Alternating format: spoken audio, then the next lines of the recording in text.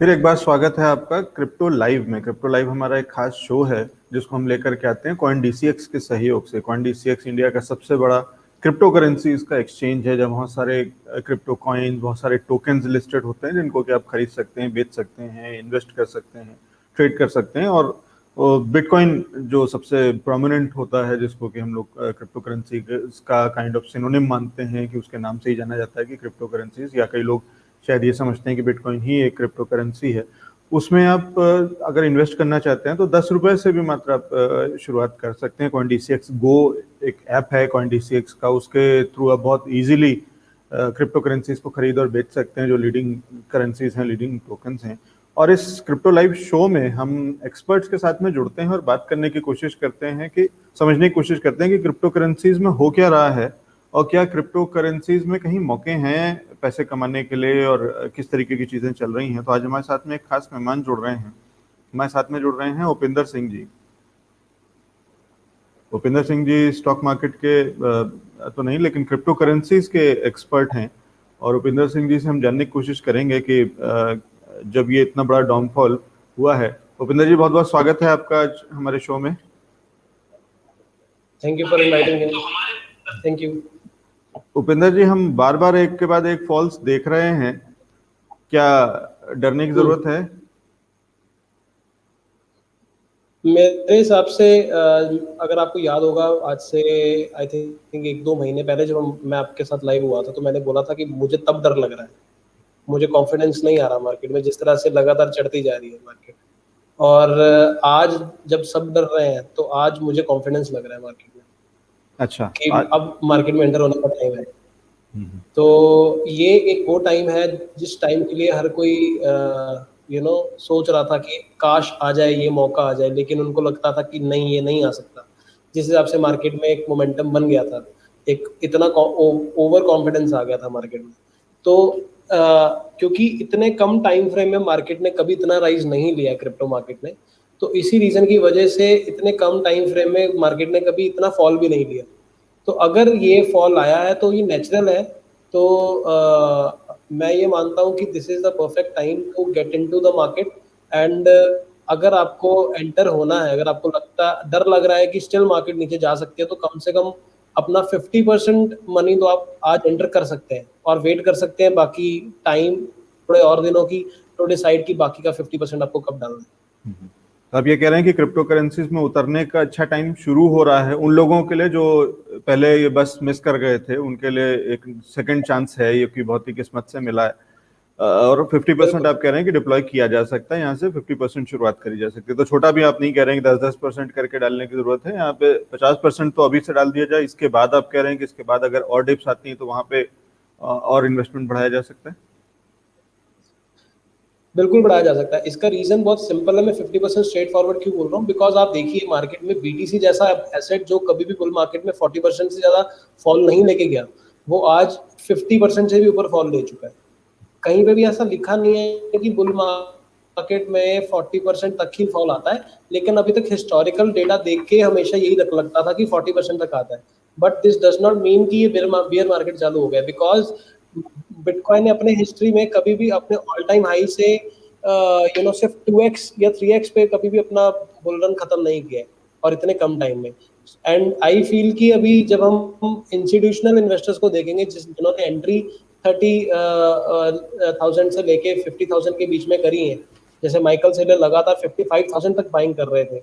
अगर टेस्ला की भी बाइंग हम देखेंगे तो 33,000 पे उसकी फर्स्ट बाइंग थी।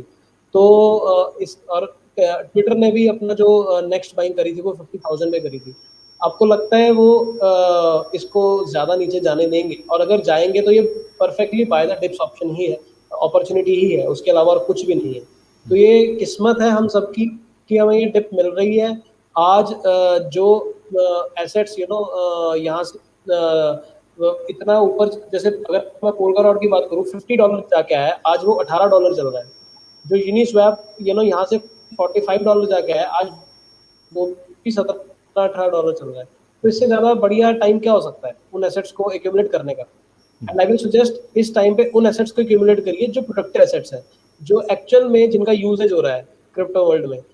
उन एसेट्स को बिल्कुल इग्नोर करिए जो सिर्फ मेमे कॉइन्स हैं, जो सिर्फ एक हाइप की वजह से चल रहे हैं। They will eventually extend from the market sooner और लेटर। लेकिन जो प्रोडक्टिव एसेट्स हैं, अगर बाई चांस अगर आपकी स्ट्रेटजी आप बैकफायर करती भी है, तो आपको ये तो कॉन्फिडेंस रहेगा ना कि ये कम से कम जो प्रोजेक्ट है वो अगले 5 साल चलने वाला प्रोजेक्ट है, बिकॉज उसका कुछ यूज केस है। तो कम से कम आप आज नहीं तो कल तो इससे बाहर निकल ही जाएंगे। जी उपिंदर जी, मेरा एक सवाल है या मेरा एक जो ऑब्जर्वेशन है कि हम जब ट्रेडिशनल मीडिया में नॉर्मली देखते हैं, अखबारों में पढ़ते हैं, तो बहुत बड़ा बड़ा लिख दिया जाता है कि एक बड़ा फॉल हुआ बिटकॉइन में 35%, 40%, इस तरीके की चीजें। क्यों उसको होलिस्टिकली नहीं देखा जाता है, उसका आउटलुक क्लियर क्यों नहीं किया जाता है? क्यों ये, क्या आपको लगता है कि ये जानबूझ के इस तरीके की चीजें? क्योंकि जब मैं ये चार्ट देख रहा हूँ, जो आपकी स्क्रीन पे भी दिख जाएगा आपको, 1 साल का जब मैं बिटकॉइन देखता हूँ, तो मुझे इसमें 8,000 से बिटकॉइन 35,000 आज की तारीख में अभी भी दिख रहा है। तो अगर 8,000 से 35,000 दिख रहा है, तो ये इसको ऐसे क्यों नहीं देखा जाता, और इसको केवल पिछले 7 दिन में या पिछले 10 दिन में या 1 महीने में या इस तरीके से अलग अलग अपने सुविधा के हिसाब से, अपनी हेडलाइन के हिसाब से, कि अगर मैं ये कहना चाहता हूँ कि बिटकॉइन में फॉल है, बिटकॉइन रिस्की है, तो उसके लिए मैं उतना ही चार्ट लेकर के पढ़ूं और उसके बाद कहूँ कि ये इतना बड़ा फॉल दिख रहा है?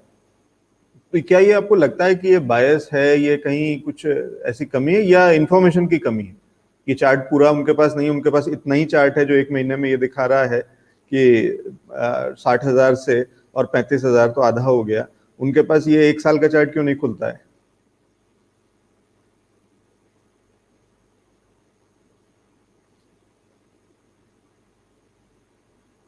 भूपिंदर जी, आपको आवाज आ रही?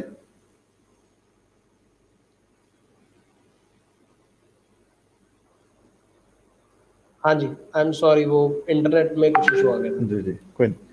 आपको मेरा सवाल मिल गया या आपने सुना मैंने क्या कहा? एक सवाल जस्ट ब्रीफ कर दीजिए दोबारा से सवाल। मैं बस ये कह रहा था कि ये जब ट्रेडिशनल मीडिया जब कवर करता है क्रिप्टो करेंसीज के बारे में या बिटकॉइन के बारे में लिखता है, तो वो सिर्फ 1 महीने का चार्ट क्यों देख रहा है आज की तारीख में, और जिसमें उसको ये दिख रहा है कि 60,000 से और 35,000 आ गया बिटकॉइन, उनको 1 साल का ये चार्ट क्यों नहीं दिख रहा है जहां पे 8,000 से 35,000 अभी भी बिटकॉइन दिख रहा है? तो ऐसा क्यों होता है पीसमील में, और अपने हिसाब से, अपनी सुविधा के हिसाब से, हेडलाइन के हिसाब से हम वो लोग कुछ लोग चार्ट उठा करके देखते हैं? तो क्या आपको लगता है कि ये कहीं कुछ सोचे समझे या कुछ या इन्फॉर्मेशन की कमी है? क्या कारण हो सकता है? मुझे ऐसा लगता है कि देखो, जो भी ये न्यूज बनाते हैं वो ट्रेडर्स नहीं है, सिर्फ जर्नलिस्ट है, राइट? तो उनको तो यही नजर आता है कि देखो जी, आज से 10 दिन पहले क्या था, क्योंकि उन्होंने अगर फटाफट गूगल भी करना है तो उनको यही दिखेगा ना, पिछले 7 डेज पहले इसका प्राइस क्या था या 15 डेज पहले प्राइस क्या था, तो उसके हिसाब से बताएंगे। और मैं कहता हूँ उनको अपना काम करने दो, हमें कोई फर्क नहीं पड़ रहा है। बिटकॉइन आज इतना बड़ा हो चुका है कि उल्टा उनकी तरफ से नेगेटिव न्यूज भी हमें फायदा ही देती है। देखो, at the end of the day bitcoin की पब्लिसिटी तो हो ही रही है ना।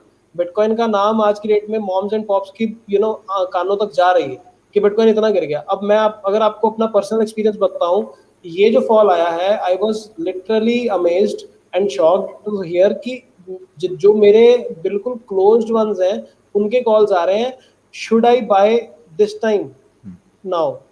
ऑल्दो ठीक है, वो डॉज कॉइन भी बीच में बात कर रहे हैं, but they are also open to invest in Bitcoin now. They are open to consider Ethereum like assets now. They are considering कि यार अभी पैसा डालने का सही टाइम है, और तो नहीं गिरेगी, but at least they are having this thought in the mind. चाहे न्यूज कुछ भी बोले, हेडलाइन कुछ भी बोले, बट उनके माइंड में इतनी पॉजिटिविटी तो आई गई है क्रिप्टो को लेके कि वो मार्केट यहाँ से उठने का चांस भी हो सकता है। तो एक बार किसी एक्सपर्ट से बात कर लो जो हमारे आसपास है। तो मैं उसको मानता हूँ कि let the media work according to their will. with time they will realize कि there are people who know markets better than them, then they will automatically invite like you invite us. Simple. नहीं, मुझे जो उसमें ये लगता है कि शायद एक कारण ये हो सकता है कि वहां पे जो इस पे रिपोर्ट कर रहे हैं, जो लिख रहे हैं, उन्हें इस सब्जेक्ट की अभी जानकारी है नहीं। वो केवल बहुत ही किसी ट्वीट को देख करके या किसी एक एक्सपर्ट ऑफ द मोमेंट पे कुछ लिख रहे हैं। तो वो जिस तरीके से हर सब्जेक्ट के, हर बीट के एक्सपर्ट्स, अलग अलग जर्नलिस्ट बनते हैं या होते हैं, अभी तक शायद उस सेक्टर को, उस बीट को अभी डेवलप होने में अभी कुछ समय लगेगा। उपेंद्र जी आगे चलते हैं। मुझे ये बताइए कि जब हम ये, आप ये कह रहे हैं कि बहुत अच्छा मौका है, और कम से कम उन लोगों के लिए तो है ही जिन्होंने अब जो पिछली राइड में मिस कर गए थे, जो उनके लिए, अगर अभी यहाँ पे पिक करना हो तो कुछ 2 या 3 चीजें जो ऐसे वाले कौन कौन से हो सकते हैं? क्या सीधा सीधा बिटकॉइन ही, या बिटकॉइन के अलावा कहीं और ऑप्शन? देखिए, एक बात याद रखिए, आपका बिटकॉइन एक ऐसा एसेट है पूरे क्रिप्टो वर्ल्ड में, ठीक है, जो सबसे कम वॉलेटाइल और सबसे सिक्योर स्टोर ऑफ वैल्यू का एसेट है, जो आपकी वैल्यू को जल्दी जल्दी गिरने नहीं देता और आपकी वैल्यू को सिक्योर करके रखता है, ठीक है, इन सच डिफिकल्ट टाइम्स। ठीक है, तो आप ये समझिए कि 42, मैं अगर अपना पर्सनल एक छोटे से एग्जांपल दूं, मैंने 42K पे कुछ बाइंग करी, राइट, लेकिन उस टाइम पे जो मैंने ऑल्ट्स की बाइंग करी वो मेरे आधे रह गए। बीटीसी आज भी 35,000 पे खड़ा है, सिंपल। तो अगर हम ये देखें कि 42K से 35K तक बीटीसी में कितना फॉल आया वर्सेस ऑल्ट्स में कितना फॉल आया, राइट, तो यहाँ पे हम ऑल्ट्स का बॉटम कभी भी नहीं पकड़ सकते, तो बीटीसी को हमेशा रखना है आपने अपने पोर्टफोलियो में। मैं कहता हूँ कि अगर किसी को कोई फर्स्ट टाइम बायर है, कोई भी है, उसको अगर अपना हेल्दी पोर्टफोलियो बनाना है तो कम से कम 50% पोर्टफोलियो उसका बीटीसी में होना ही चाहिए, राइट। तो तो मैं मानूंगा कि उसका पोर्टफोलियो कुछ हेल्दी पोर्टफोलियो है। सेकंड, मुझे ये लगता है कि जो आपका बीटीसी के साथ 2-3 एसेट्स हैं जो एवरग्रीन हैं, जो चलेंगे साथ में, जैसे इथेरियम हो गया, बिकॉज आज की डेट में सबसे ज्यादा अगर एक वॉल्यूम है वो इथेरियम के ऊपर है। देन जो प्रोडक्टिव एसेट्स मैं बोल रहा हूँ, चाहे वो जिनका यूज केस है, जैसे आज की डेट में यूनिस्वैप है, वो डिसेंट्रलाइज एक्सचेंज है, उसका एक बहुत अच्छा यूज केस है। चेन लिंक है, वो ओरेकल्स में उसका बहुत अच्छा यूज केस है, वो रियल टाइम यूज हो रहा है। आवे को अगर मैं बात करूंगा, उसके ऊपर एक्चुअल में आज भी $10 बिलियन से ज्यादा वैल्यू लॉक्ड है, जो एक डिसेंट्रलाइज लैंडिंग प्रोटोकॉल है, मनी मार्केट प्रोटोकॉल है। अब तो ऐसे एसेट्स, यन फाइनेंस, YFI, जिसकी सप्लाई बहुत लिमिटेड है और वो एक्चुअल में उसके ऊपर बहुत वैल्यू लॉक्ड है, दैट मीन्स वो यूज आ रहा है। तो जिन एसेट्स का यूज है, जिनका प्रोडक्ट यूज हो रहा है, राइट, इथेरियम ब्लॉकचेन यूज हो रही है, उसकी ट्रांजैक्शंस आज की डेट में बिटकॉइन से भी ज्यादा है। अगर हम मैटिक नेटवर्क की बात करें, पॉलीगॉन, तो पॉलीगॉन भी यूज हो रहा है, उसके ऊपर एक वैल्यू लॉक्ड है, और भी ज्यादा नए नए प्रोजेक्ट्स उसके ऊपर आ रहे हैं। बाइनेंस स्मार्ट चेन की मैं बात करूं तो उसके ऊपर कितने प्रोजेक्ट्स आ चुके हैं, उसके ऊपर बहुत वैल्यू लॉक्ड है, तो वो यूज हो रहा है। पोल्का डॉट, जो एक्चुअल में एक नेक्स्ट बिग कंटेंडर है इथेरियम का, तो वो जिस दिन लाइव होगा तो वो बहुत अच्छा राइज करेगा, बिकॉज उस पर पार्टिसिपेशन बहुत अच्छी है डेवलपर्स की, डेवलपर सपोर्ट बहुत अच्छी है। तो हमें ऐसे एसेट्स को सबसे पहले देखना चाहिए, और अगर आप देखोगे ऐसे एसेट्स बहुत ज्यादा गिरे हैं, बहुत ज्यादा गिरे हैं, और यही वो एसेट्स होंगे जो सबसे पहले चढ़ेंगे। जी। तो दिस इज माय उपेंद्र जी चलते चलते, लेकिन बिटकॉइन के अलावा मुझे एक कोई कॉइन दे जाइए जिसको कि हम ट्रैक करें और जिसमें ये मौका है इन्वेस्ट करने का।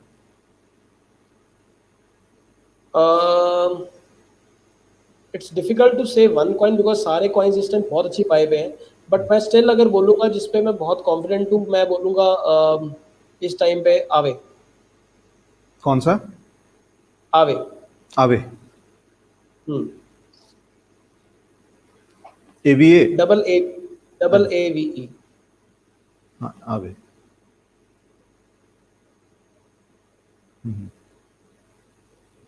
ठीक है। इसमें अगर मुझे 100 रुपए इन्वेस्ट करने हैं क्रिप्टो करेंसीज में, उसमें से 50 रुपए मैंने बिटकॉइन में डाल दिया, आप ये कह रहे हैं, बाकी 50 में से कितना मैं आवे में डाल दूं? 10 रुपए। 10 रुपए, और हर डिप पे 10-10 करके डालते जाएं, या बाकी 40 को हम दूसरे कॉइन्स के लिए रखा जाए? नहीं, बाकी 40 को आप इंफ्रास्ट्रक्चर ब्लॉकचेन्स में डालिए। कैटेगरीज होती हैं हर ब्लॉकचेन की, हर क्रिप्टो करेंसीज की, जैसे प्राइवेसी नेटवर्क्स में मोनेरो आ जाता है आपका, पेमेंट्स में आपका BTC, bitcoin cash, Litecoin आ जाता है, राइट। इंफ्रास्ट्रक्चर में Ethereum, Polkadot, Binance smart chain, Cardano आ जाता है, मैटिक नेटवर्क आ जाता है। तो इस हिसाब से डाइवर्सिफाई करिए, दिस मेक्स मोर सेंस। अगर मैं डिसेंट्रलाइज एक्सचेंजेस की बात करूंगा, यूनिस्वैप आ जाता है, सुशी स्वैप आ जाता है, जो एक्चुअल में यूज हो रहे हैं, 1inch नेटवर्क आ जाता है, राइट। 1inch बहुत ज्यादा गिरा है, सुशी बहुत गिरा है, राइट। तो इसके हिसाब से आप डिसाइड करिए। लेकिन आपका जो रेशो होना चाहिए 50% BTC होना चाहिए, कम से कम आपका 25% आपका इंफ्रास्ट्रक्चर ब्लॉकचेन में होना चाहिए, और बाकी का जो 25% बचता है उसमें से 15% आपका DeFi में होना चाहिए, और बाकी का जो 10% है वो आपका ट्रेडिशनल जिनको मैं बोलूंगा Monero, Litecoin, Bitcoin cash जैसे एसेट्स में होना चाहिए, जो कि ज्यादा परफॉर्म नहीं करे, maybe they may have a chance now to perform. ठीक है उपेंद्र जी, एक काम करते हैं, फिर नेक्स्ट एपिसोड में हम ये वाला पोर्टफोलियो एक बार आपसे डिटेल में डिस्कस करते हैं। तो आप मेरे को इन सब के लिए कुछ कुछ कॉइन्स लेकर के आइएगा, या उस पर हम डिस्कस करेंगे कि किस तरीके से ये 50% जो बिटकॉइन में डाला, उसके बाद जो 50% जो मेरे पास बचता है इन्वेस्टमेंट का मनी, उसको हम किस तरीके से इसको डाइवर्सिफाई करें, और उसमें कौन कौन से ऑप्शन हैं। क्योंकि मौका अच्छा है, अगर आप कह रहे हैं कि आज की तारीख में पोर्टफोलियो बनाने का, तो उस मौके को हम अपने दर्शकों के साथ में शेयर करें और उस पर आगे काम करेंगे। बहुत शुक्रिया आज हमारे साथ में जुड़ने के लिए और समय निकालने के लिए। Thanks a lot for inviting me. Thank my you. Pleasure.